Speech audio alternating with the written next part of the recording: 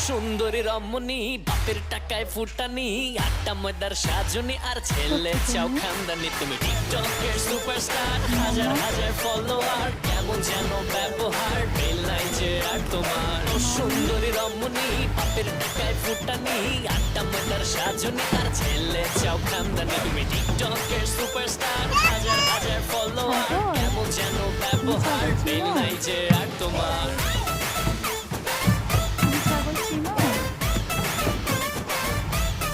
নেমে যাও, এখানে আছে মাছ সরিষা ব্যাগ করে সরিষা নিয়ে যাবে।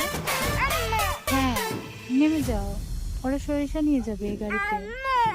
জি বলো।